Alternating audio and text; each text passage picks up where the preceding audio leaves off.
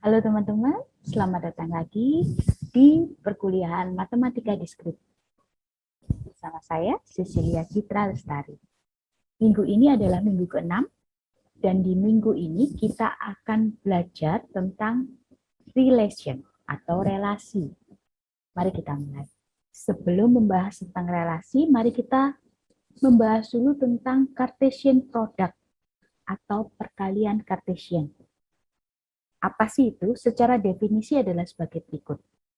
Untuk dua set, Cartesian product dari A dan B adalah sebuah set atau himpunan yang elemen-elemennya merupakan pasangan terurut atau ordered pair A, B, di mana A adalah elemen dari A dan B adalah elemen dari B. Notasinya adalah dengan tanda silang. Sebagai contoh, misal ada set A yaitu 1, 2, 3, dan set B adalah A, B, maka A Cartesian product B itu adalah 1A, 1B, 2A, 2B, 3A, dan 3B. Namun Cartesian product antara B dan A adalah A1, A2, A3, B1, B2, dan B3. Jadi, pasangannya terurut. A1 tidak sama dengan 1A. Sehingga Cartesian product antara A dan B tidak sama dengan Cartesian product antara B dan A. Sementara Cartesian product antara B dengan B itu sama dengan B kuadrat. Atau A, A, B, B, A, dan B, B. Masih terkait dengan Cartesian product, maka cardinality dari A, Cartesian product B, itu adalah perkalian dari cardinality A dengan cardinality B. Sehingga jika B, Cartesian product B, maka kardinalitasnya adalah B kuadrat. Sehingga jika kita akan melakukan Cartesian product terhadap set A sebanyak n kali, tentu saja kardinalitasnya adalah A pangkat n. Nah, setelah kita paham tentang Cartesian product, maka kita akan masuk ke dalam relasi. Apa itu relasi? Relasi itu adalah subset atau himpunan bagian dari Cartesian product. Kita ambil contoh ya. Jika ada sebuah himpunan yang anggotanya adalah kota-kota di seluruh dunia, itu adalah himpunan A.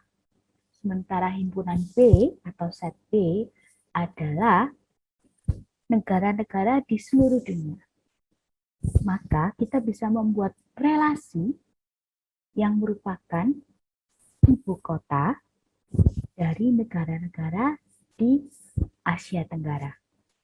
Jadinya seperti apa? Maka relasinya itu isinya, elemen-elemennya adalah pasangan terurut dari kota ke negara. Tapi dibatasi bahwa kotanya harus ibu kota dan negaranya harus ada di Southeast Asia atau Asia Tenggara. Maka relasinya adalah Jakarta Indonesia, Singapura, Kuala Lumpur Malaysia, Bangkok Thailand, Bandar Sri Begawan Brunei, Darussalam, dan lain sebagainya. Sekarang ada relasi biner. Relasi biner dari A ke B adalah sebuah subset dari Cartesian product. Jadi relasi biner adalah sebuah relasi yang menghubungkan dua set saja. Contohnya, jika ada himpunan 1, 2, 3, 4, 5, 6, 7, 8, 9, 10, dan ada himpunan B yang berisikan 2, 3, 4, 5, maka kita bisa membuat sebuah relasi R yang dimana elemen-elemennya adalah A, B, di mana A modulus B sama dengan 0. Atau A habis dibagi B. Sehingga isi dari elemen itu adanya, maka relasi tersebut mempunyai elemen 2,2, 3,3, 4,2, 4,4, 5,5, 6,2, 6,3, 6,6, tinggalan ya.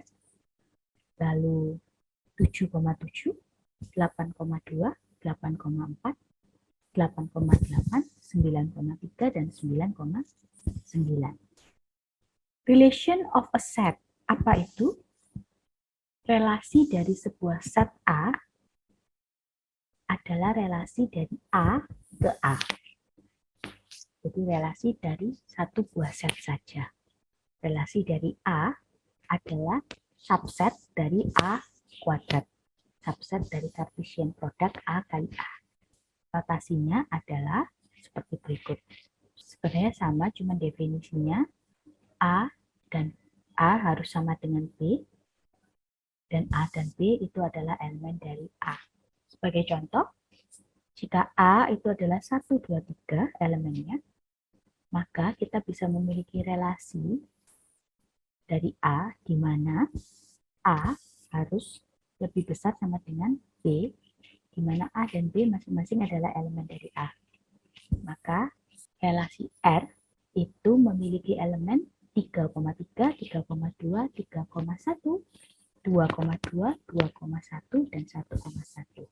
Nah, sekarang bagaimana caranya kita menulis sebuah relasi atau relasi biner? Ada beberapa cara. Cara pertama, sebuah relasi dituliskan sebagai sebuah himpunan dari pasangan berurutan. Cara ini adalah cara yang dari tadi kita sudah lakukan, gitu ya. Kita akan ambil contoh, dan contoh ini akan dipakai untuk cara penulisan yang lain, gitu ya. Ada himpunan A, di mana himpunan A itu adalah nama-nama mahasiswa. Contoh misalnya ada 3 mahasiswa, Adi, Budi, dan Charlie. Kemudian himpunan B adalah nama mata kuliah, misalnya matematika diskrit, database, dan alpro. Maka kita akan bisa mengambil sebuah relasi di mana relasi itu A take kelas B. Sebut saja relasi itu seperti begini. Adi mengambil kelas alpro, Budi mengambil kelas matematika diskrit, Budi juga mengambil kelas database, dan Charlie mengambil kelas alpro. Maka bisa dituliskan seperti di bawah. Cara penulisan kedua adalah dengan bentuk tabel, di mana pada penulisan tabel ini baris-barisnya merupakan elemen-elemen dari A, sementara kolom-kolomnya merupakan elemen dari B. Dan relasinya tergambarkan dari penandaan sel-sel di dalamnya. Jadi untuk contoh yang tadi, tabelnya akan seperti di bawah ini. Cara penulisan berikutnya adalah dengan graf. Saya rasa cara ini yang sering kita pakai ya pada saat SMA. Jadi akan ada 2 himpunan, yaitu elemen-elemen dari himpunan akan berupa vertex, sementara relasinya akan berupa garis. Cara selanjutnya adalah dengan prefix, di mana kita akan menyebutkan nama relasinya terlebih dahulu, lalu dilanjutkan di dalam kurung adalah elemen dari set A dan elemen dari set B yang saling berhubungan. Contohnya seperti ini. Tadi nama relasinya adalah take class, maka take class Adi, alpro. Lalu ada infix. Kalau infix adalah set A, nama relasi set B. Sehingga dengan contoh yang sama kita bisa menuliskan Adi take class alpro. Cara terakhir adalah tabel relasi. Di sini berbeda dengan tabel. Kalau tabel relasi ini, masing-masing set akan berada pada satu kolom. Lalu kemudian diikuti di setiap barisnya itu adalah elemen-elemen dari relasi. Di sini contohnya baris pertama adalah Adi, alpro, Budi, mat diskrit, Budi database, dan Charlie alpro. Sekarang kita bahas tentang operasi dari relasi. Nah, sebenarnya karena relasi ini adalah subset dari Cartesian product A dan B, maka dua relasi dari A ke B dapat dioperasikan dengan dianggap sebagai dua set. Kita ambil contoh, jika ada himpunan A 1, 2, 3 dan B 1, 2, 3, 4, terus ada relasi 1, itu 1,1, 2,2, dan 3,3. Relasi 2 adalah 1,1, 1,2, 1,3, dan 1,4. Maka kita bisa mengoperasikan dengan secara union. Relasi 1 union relasi 2 adalah 1,1, 1,2, 1,3, 1,4, 2,2, dan 3,3. Sementara intersection relasi 1 intersection relasi 2 adalah 1,1. Sementara difference relasi 1 difference relasi 2 adalah 2,2 dan 3,3. Oke, kita lanjutkan dengan properti atau sifat-sifat dari relasi biner. Sifat pertama adalah refleksif. Sebuah relasi R terhadap set A disebut refleksif jika ada elemen dari R, A, A, untuk setiap A yang merupakan elemen dari set A. Sebagai contoh, jika ada set 1, 2, 3, 4, lalu ada 4 relasi, manakah yang merupakan relasi refleksif?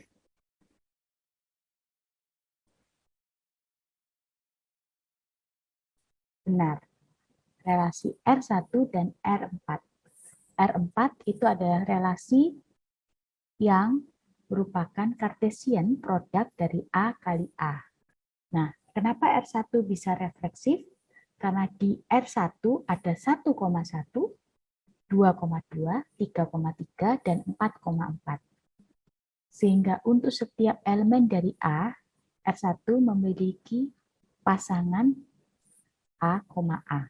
Sifat yang kedua adalah anti-refleksif. Sifat ini seperti apa?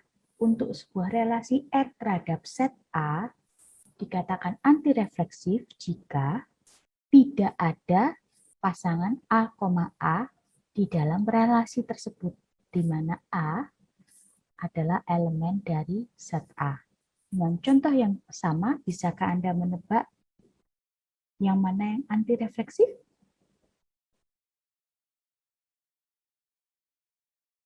Betul sekali, R3.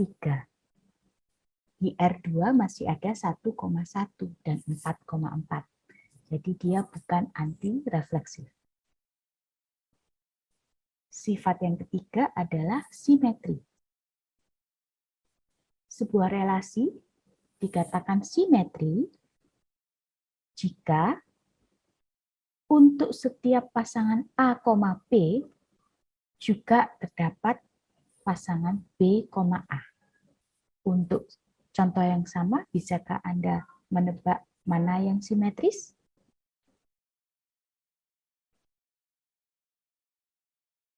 Betul, R1 dan R4.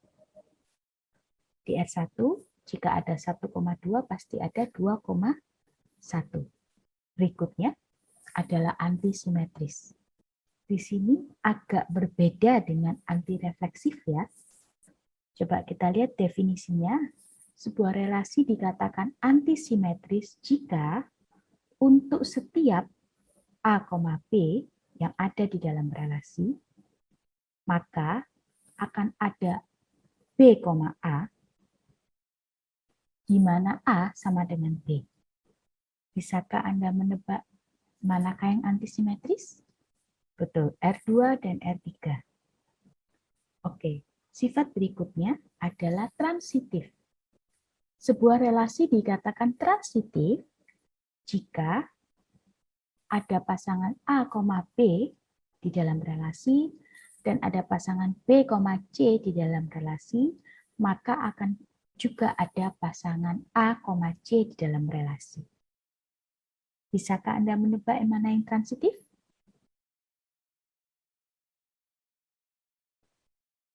Betul.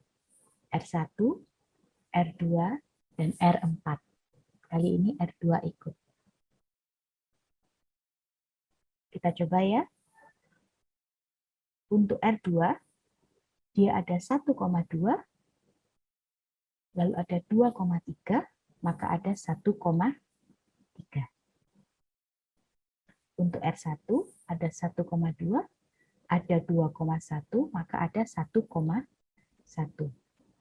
Ada 2,1, ada 1,2, maka ada 2,2.